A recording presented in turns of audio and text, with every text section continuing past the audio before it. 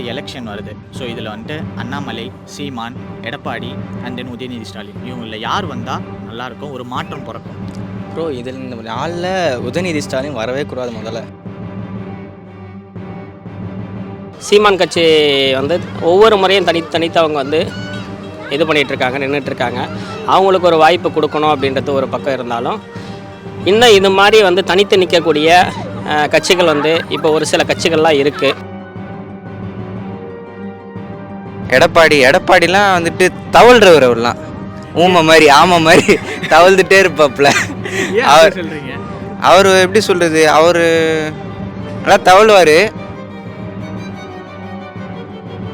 யாரும் வந்தாலும் வராதுங்க சார். யார் வந்தாலும் வராது, கண்டிப்பாக வராது. ஏன் வராது? அவங்கவுங்க ஃபேமிலியை சேவ் பண்ண அவங்கவுங்க எப்படி சொல்கிறது, அவங்க தாத்தா போனால் அப்பா, அப்பா போனால் பையன், அது அவங்களும் போனால் அதுக்கு அடுத்தது நெக்ஸ்ட் ஜென்ரேஷன் தான் வந்துட்டுருக்காங்க. ஆமாம், அதுதான் நடக்குது. புதுசாக யாராவது இளைஞர்களுக்காகவோ மக்களுக்காகவோ இறங்குறாங்கன்னா நம்பி அவங்களுக்காக ஒரு சான்ஸ் கொடுத்து பாருங்க. அப்படி எல்லாருக்கும் கொடுங்க.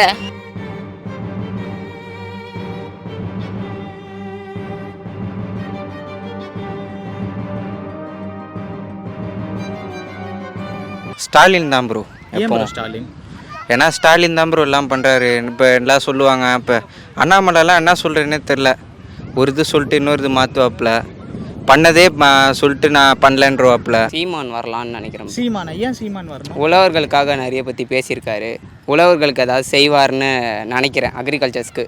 அதனால் அவர் வரணும்னு ஒரு தாட். உங்களோட நீங்கள் யார் வரணும்? அண்ணாமலை வந்து நல்லா. அண்ணாமலை ஏன் அண்ணாமலை? ஏன்னா அவர் நிறைய படிச்சிருக்காரு, நிறைய கோர்சஸ்லாம் நிறைய படிச்சிருக்காரு. ஸோ அதனால நல்லா பண்ணுவார். அதுக்கோசம் நீங்கப்பா டிவியே பார்க்குறது நான் டிவி பார்க்கணும். யார் வராங்கன்னு சொன்னா போதும்ல. இப்போ நான் ஸ்டாலின் வந்தால் நல்லா இருக்கும். ஸ்டாலின் வரணும். ஏன் ஸ்டாலின் வரணும்? காலைல சூரியன் உதிக்குதுல, காலைல சூரியன் உதிக்குதா? என்னையா சொல்ல? சரி, அதனால அவர் வந்தா ஒரு புது விடியல் பிறக்குமா? இப்போ 1000 ரூபா வேற கொடுக்குறாரு. உனக்கு தராரா, உங்க மம்மிக்கு தராரா? எங்க வீட்டில் தராங்க. ஓகே. அடுத்தது புலவா தராரு. ஓகே. நெக்ஸ்ட்டு இப்போ பூரா சூறாவளி வந்தது, அதுக்கு வந்து நிவாரணம் கொடுத்தாரு. ஃப்ரீயா நிவாரணம் கொடுத்துட்டு. ஆக்சுவலாக உனக்கு ஃப்ரீயா வந்து யார் தராங்களோ அவங்க தான் ஆட்சிக்கு வரணுமா? அதெல்லாம் இல்லைண்ணா, அவர் நல்லா பண்ணுவார்ண்ணா. அவர் நல்லா பண்ணுவார். சரி, ஓகே. தம்பி, உங்களுடைய ஒப்பீனியன் என்னப்பா? என்னோட ஒப்பீனியன், மக்களோட யார் ஓட்டோ அங்கே வந்தால் நல்லாயிருக்கும். மக்களுக்கு யார் விரும்பி இந்த தேவை தேடி போகிறாங்க, அது கேட்கல. மக்கள் யாரை வேணா விரும்புவாங்க, நீ யாரை விரும்புற? நான் யாருமே விரும்பல. இப்போதைக்கு யார் இருக்காங்கன்னா, சீமான் வந்து ரொம்ப வெயிட் பண்ணியிருக்காரு இதுக்காக கஷ்டப்பட்டு. அவர் வந்தால் இந்த வாட்டி நான் ஒரு வாய்ப்பு கொடுத்து பார்க்கலாம் அப்படின்றது உங்களோட ஒப்பீனியன். நீங்கள் சீமான் சொல்கிறீங்க, நீங்கள் சொல்லுங்கள். சீமான் தான். ஏன் சீமான்? நீங்களும் அதே ரீசன் தான், அவங்க 2 பேர் சொன்னாங்களா, அதே ரீசன். சேம் தான். அப்போ சீமான் தான் வரணும். மெஜாரிட்டி இப்போ சீமான் தான் இருக்குது. சீமான். சரி, பார்ப்போம். ஆனால் சீமான் வர மாட்டார். என்னது? ஆனால் சீமான் வரமாட்டாரா? ஏன் வரமாட்டார் சொல்கிறேன்? படித்தவங்களுக்கு சீமான் வரணும். ஆனால் இங்கே வேறு இருக்கிறாங்க கொஞ்சம் மிடில் கிளாஸ் அந்த மாரி படிக்காதவங்கிறாங்களே. ஸோ அவங்க வந்து இப்போ இருக்கிற ஆட்சிகளை வந்து அதான் நல்லா இருக்கும் அப்படின்னு அவங்க நினைக்கிறாங்க. அதனால அண்ணாமலை வருவார், இல்லைன்னா முக ஸ்டாலின், 2 பேரில் இதாக வருவாங்க. ஓ, சரி சரிப்பா. தேங்க்யூப்பா. தேங்க்யூ தம்பிங்களா. உள்ள உங்கள் விருப்பப்படி யாருக்கோ புதுசாக வந்தாங்க, சீமானுக்கு போடுங்க, அண்ணாமலைக்கு போடுங்க. யாரில் மாற்றம் வந்தாலும் பரவாயில்ல, மாறுதா என்னன்னு பாருங்க. எடப்பாடிலாம் வந்துட்டு தவழ்றவர், அவர்லாம் ஊமை மாதிரி ஆமை மாதிரி தவழ்ந்துட்டே இருப்பாப்புல. அவர் எப்படி சொல்கிறது, அவர் நல்லா தவழ்வார். புதுசாக வரவங்களுக்கு கிடையாது, அந்த 50 வருஷமாக இருக்கிறவங்கள விட புதுசாக யாராவது வந்து அவங்களுக்கு ஒரு சான்ஸ் கொடுங்க. அதுவும் பிடிக்கலையா, நெக்ஸ்ட் யாருன்னா வந்து அவங்களுக்கு ஒரு சான்ஸ் கொடுத்தா கண்டிப்பாக எதனா ஒரு மாற்றம் வரும். இப்போ என்ன மாற்றம் வந்திருக்கு? பெருசாக ஒன்றும் இல்லையே, மாற்றம் வந்த மாதிரியே இல்லை. ஏதாவது தப்பு குறைஞ்சிருக்கா? ஏதாவது கடன் பிரச்சனையிலேருந்து மக்கள் மீண்டிருக்காங்களா? இப்போ வீடு கட்டி தரேன்னு சொல்கிறாங்க, போகிறாங்க, அதில் எத்தனை ப்ரொசீஜர் இருக்குது? வீடு கட்டி அப்படியே உடனே கொடுத்துட்றாங்களா என்ன? அதை எடுத்துகிட்டு வாங்க. இதில் எவ்வளோ கமிஷன்ஸ்? ஒன்றுமே நடக்கலையே, மாற்றம் வந்த மாதிரி எதுவுமே இல்லை. புதுசாக யாருன்னா வாங்க, ஓட் பண்ணுங்க. யாராவது வந்து உங்களுக்கு நல்லது செஞ்சால் பாருங்கள், அப்படி இல்லையா 5 வருஷம் தானே, மாற்றிட்டு போங்க. ஏன் அவங்களுக்கே போடணும்னு நினைக்கிறீங்க? இதில் என்ன வருது உங்களுக்காக? என்ன இப்போ எஸ்டிபிஐ கட்சியில் ஒன்றா சேர்ந்துருக்காப்புல, யோசிக்கலாம் அவருக்கு போடுறதுக்கு. சீமான் வந்துட்டு நல்லா பேசுவாப்புல. அவரை பற்றி சொல்கிறதுக்கே எதுவும் இல்லை, சூப்பராக பேசுவார். அவருக்கு ஓட்டு போடலாமன்னா போடலாம் தான் சொல்லுவேன். 3 பேருக்கும் போடலாம். ஆனா 3 ஒரு பேரில் ஓட்டு தானே போட முடியும். அதான் 3 பேருக்கு இதுவாக இருக்கும்ல, அதில் அந்த அண்ணாமலையை ஒதுக்கிட்டு அந்த 3 பேருக்கு போடலாம். வேறு அண்ணாமலை மட்டும் வேண்டாம். அண்ணாமலை வேண்டான்னு சொல்கிறத விட நீங்கள் யோசிச்சு பார்த்துக்கோங்க, அவருக்கு போடலாமா என்னன்றது. டிஎம்கே வந்துட்டு இப்போ வரணும்னு சொல்றீங்கல்ல, ஆமாம், எதுக்காக டிஎம்கே வரந்தா நல்லா இருக்கும்னு சொல்றீங்க? ஏன்னா முதல்ல இருந்து டிஎம்கே தான் இருக்குது. நம்மளுக்கு பண்ணுறது எல்லாமே டிஎம்கே தான் பண்ணுறாங்க. இப்போ தமிழ்நாட்டிலே பார்த்தீங்கன்னா டிஎம்கே தான் அதிகம். ஆனால் இப்போ வந்துட்டு பெட்ரோல் விலையெல்லாம் வந்துட்டு ரொம்ப மாசமாவே ஏற்றாம இப்போ எலெக்ஷன் வரதுக்கு கொஞ்ச நாள் முன்னாடி தான் ஏற்றிருக்காங்க. ஸோ அதை பற்றி நீங்கள் உங்களோட ஒப்பீனியன் என்னவா இருக்குது? பெட்ரோல் விலை பற்றி சொல்கிறேன்னா எனக்கு அதை பற்றி தெரில ப்ரோ. நான் வண்டி வச்சில்ல, நான் ஃப்ரெண்டு கூட தான் வருவேன், அதனால தெரியும். ஓகே. ஸோ அதனால் இப்போ தானே ஏற்றிருக்காங்க, ஏன் இதை முன்னாடியே பண்ணலாம்ல? கோரிக்கை மக்கள் எப்போவுமே வச்சுட்டு தானே இருந்தாங்க, பெட்ரோல் விலையெல்லாம் ரொம்ப விலைவாசி அதிகமாகிடுச்சு அப்படின்னு. ஸோ வந்துட்டு அதுவும் இப்போ வந்து 1000 rupees வந்து இன்னும் உருப்படியாக நிறைய பேருக்கு போய் சேரல. நிறைய மக்கள் அதான் சொல்கிறாங்க. இல்லை ப்ரோ, எங்கள் அம்மாக்கெல்லாம் வருது 1000 ரூபாய் வருது மாதம். ஆனால் அது நல்ல விஷயம் தானே. ஆனால் இப்போ நிறைய பேருக்கு அது வந்து பாதி ஃபேமிலிக்கு தான் போகுது, நிறைய பேருக்கு இப்போ வரைக்கும் போகாமல் இருக்குது. இதை கேட்டால் வந்தீங்கன்னா இபிஎஸ் வந்தால் தான் மாற்றம் வரும்னு நினைக்கிறேன். ஏன்னா வந்து டிஎம்கேல வந்து இப்போ ஆட்சி எப்படி நடக்குதுன்னு உங்களுக்கு நல்லா தெரியும். சட்டமன்ற தேர்தலில் வந்து என்ன சொல்லியிருந்தாங்கன்னா, டாஸ்மாக் மூடுன்னு சொல்லி சொன்னாங்க, அது பண்ணலை. கல்வி கடன் ரத்து செய்வோன்னு சொல்லி பண்ணாங்க, அது பண்ணலை. இப்படி ஒன்று ஒன்றா சொல்லிக்கிட்டு இருக்காங்களே தவிர எதுவுமே பண்ண மாட்டாங்களே தவிர. பழைய ஆட்சி நல்லா தான் இருந்துச்சு, ஏடிஎம்கே ஆட்சி நல்லா தான் இருந்துச்சு, அது வரதே பெட்டர்னு தோணுது. ஸோ இப்போ ஏடிஎம்கே ஆட்சி பழைய இதில் நல்லா இருந்துச்சுன்றீங்களா? எதனால் அப்படி நல்லா இருந்துச்சுன்னு சொல்கிறீங்க? ஆமாம், அவங்க நல்லா தானே ப்ரோ ஆட்சி நடத்துனாங்க. அம்மா இருக்கிற வரைக்கும் நல்லா தான் இருந்தாங்க. அதுக்கப்புறம் கூட அவங்க தொடர்ந்து நல்லா தானே ஆட்சி நடத்திக்கிட்டு இருந்தாங்க. இவங்கள மாதிரி நாங்கள் அடுத்து இவங்க சொல்கிறது எல்லாமே பொய் தானே ப்ரோ. மதுரையில் எய்ம்ஸ் ஹாஸ்பிட்டல் கட்டுறேன்னு சொல்லி ஒரு செங்கலை மட்டும்தான் காமிச்சார், அதுக்காக பூமி பூஜையாவது போட்டாங்களா? இல்லைல்ல. இந்த மாதிரி தானே ஏதாவது பொய் சொல்லிகிட்டே தானே இருக்காங்க தவிர எதுவும் முன் வர மாட்டாங்களே. எலெக்ஷன் டைமில் மட்டும் நாங்கள் அதை பண்ண போகிறோம் இதை பண்ண போகிறோன்றாங்களே தவிர எதுவுமே பண்ண மாட்டாங்களே. அதுக்கு அவங்களே பெஸ்ட்டு தானே, ஏடிஎம்கே பெஸ்ட்டு தானே.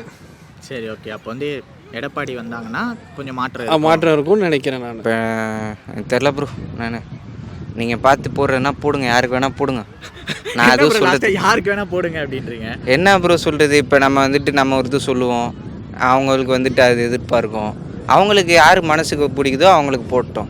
நம்மளுக்கு பிடிச்சது டிஎம்கேன்னு சொல்ல மாட்டேன்.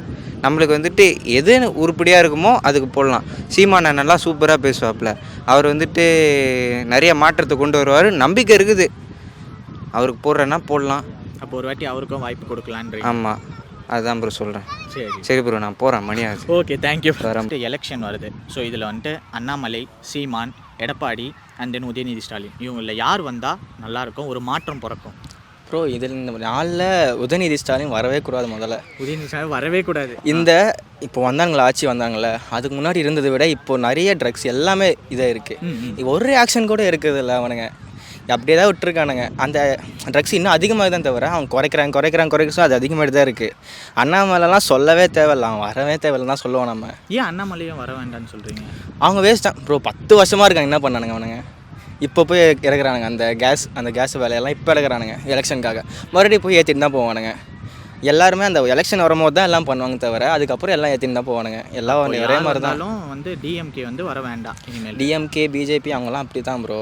வேணா சீமான் அண்ணா அவருக்கு ஒரு சான்ஸ் கொடுக்கலாம். ஆனால் அவரும் அப்படி மாறிட்டாருன்னா நமக்காக பண்ண முடியாது. ஏன்னா இப்போ வந்து ஓட்டு போடுறவங்க வந்து எப்படி தெரியுமா போடுறாங்க, இவங்க பண்ணுவாங்க போட மாட்டுறாங்க, இவங்களுக்கு பிடிச்சிருக்கு அவங்க போடுறோம், அவ்வளோதான்.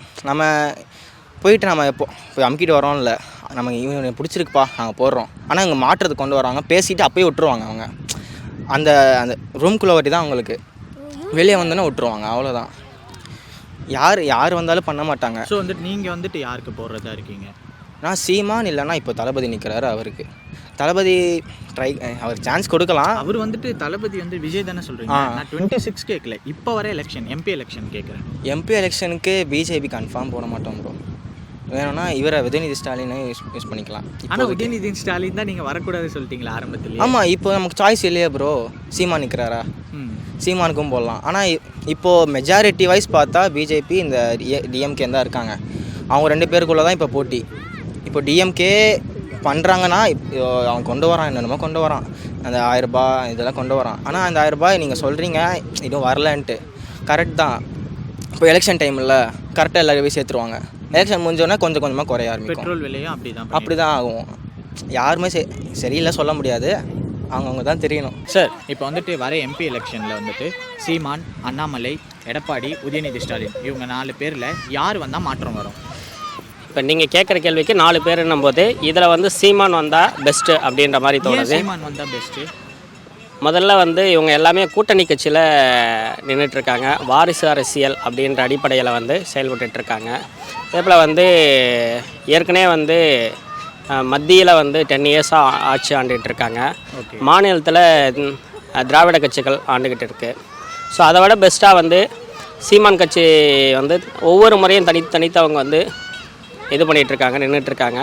அவங்களுக்கு ஒரு வாய்ப்பு கொடுக்கணும் அப்படின்றது ஒரு பக்கம் இருந்தாலும், இன்னும் இது மாதிரி வந்து தனித்து நிற்கக்கூடிய கட்சிகள் வந்து இப்போ ஒரு சில கட்சிகள்லாம் இருக்குது. நாடாளு மக்கள் கட்சி அப்படின்ற ஒரு கட்சியும் நிற்கிது. அதே போல் வந்து சீமான் கட்சி தனித்து நிற்கிறாங்க. எனக்கு தெரிஞ்சு தனித்து நிற்கிற கட்சியில் இந்த 2 தான்.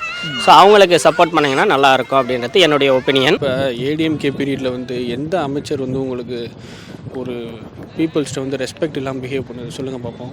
அதுவே நீங்கள் டிஎம்கேல பாருங்கள்.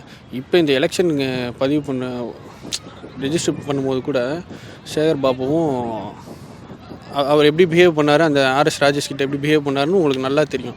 அது இப்போ அமைச்சர் பொன்முடியாக இருக்கட்டும், அவர் ஸ்டேஜில் எப்படிலாம் பண்ணார் வச்சார், இந்த மாதிரி தானே தவிர எல்லாருமே இவங்க டிஎம்கே அட்ராசிட்டிஸ் மாதிரி ஆயிடுச்சு. அவங்க ரொம்ப இது பண்ணுறாங்களே தவிர ஒரு மக்களுக்கு வந்து ஒரு பாதுகாப்பான ஆளாக இவங்க இருக்க மாட்டுறாங்க.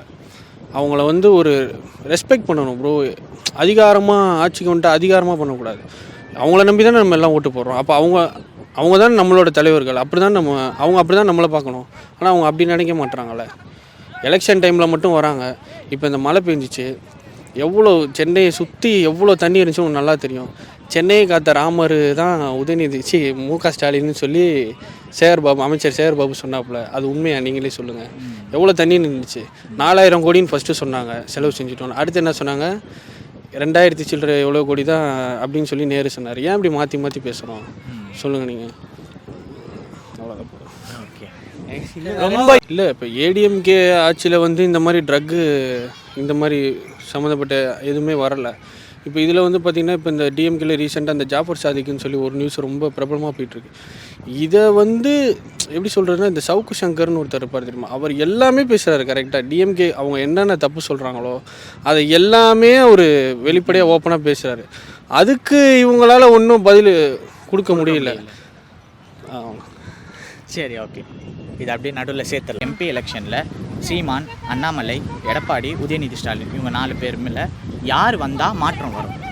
யார் வந்தாலும் வராதுங்க சார். யார் வந்தாலும் வராது? கண்டிப்பாக வராது. ஏன் வராது? அவங்கவுங்க ஃபேமிலியை சேவ் பண்ண, அவங்கவுங்க எப்படி சொல்கிறது, அவங்க தாத்தா போனால் அப்பா, அப்பா போனால் பையன், அது அவங்களும் போனால் அதுக்கு அடுத்தது நெக்ஸ்ட் ஜென்ரேஷன் தான் வந்துட்டுருக்காங்க. ஆமாம், அதுதான் நடக்குது. புதுசாக யாராவது இளைஞர்களுக்காகவோ மக்களுக்காகவோ இறங்குறாங்கன்னா நம்பி அவங்களுக்காக ஒரு சான்ஸ் கொடுத்து பாருங்கள். அப்படி எல்லாருக்கும் கொடுங்க.